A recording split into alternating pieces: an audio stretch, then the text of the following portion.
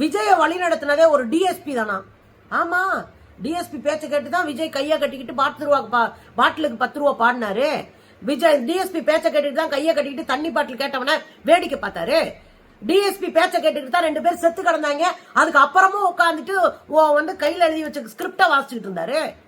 அவருக்கு முன்னாடிதான் ஆம்புலன்ஸ், அவங்களே ரெடி பண்ண ஆம்புலன்ஸ், அவங்க கொடி கட்டின ஆம்புலன்ஸ்.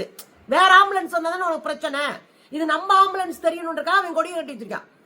அந்த நிர்வாகிகள் கொடியை கட்டி வச்சிருக்கு அந்த ஆம்புலன்ஸ்ல, அதை பெயிண்ட் அடிச்சு வச்சிருக்கீங்க.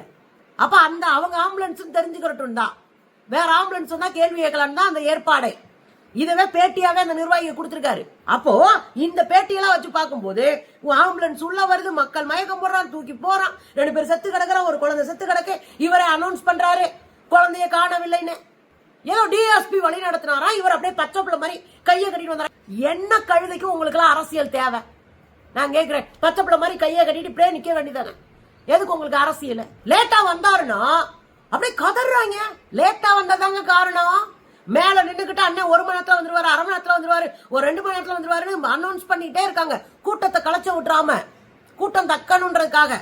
இந்த கூட்டத்தை தக்க வைக்கணும், இன்னும் கொஞ்சம் பேர் வரட்டும். ஏன்னா அன்னைக்கு சனிக்கிழமை அந்த ஊர்ல வந்து சம்பளம் போற நாள், வார சம்பளம் போற நாள்.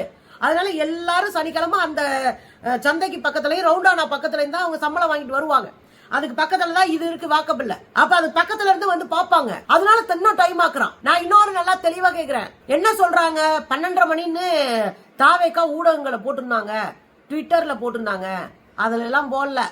தெளிவா நான் சொல்றேன், தாவேக்காவில பொதுச் செயலாளர் இருக்கக்கூடிய புஷி ஆனந்த் ரொம்ப தெளிவா கரூருக்கு 12:30க்கு அண்ணன் வந்துருவாருன்னு பிரஸ் மீட்ல கொடுத்தாரு. நீங்க ஒருத்தர் ட்விட்டர்ல போட்டா கூட என்னுடைய அட்மின் போட்டாருங்க, எனக்கு என்னங்க அப்படின்னு எச்சராஜ மாதிரி தப்பிக்க கூடும். ஆனா இவரே பேசுறாரு நேரடியா. பாருங்க, கரூர் ஈரோடு சாலை வேலுச்சாமிபுரத்தில் நாளை மதியம் 12 மணி அளவில் தமிழக வெற்றி கழகத்தின் தலைவர் அவர்கள் மக்களை சந்திக்க இருக்கிறார் என்பதை தெரிவிச்சுக்கிறேன்.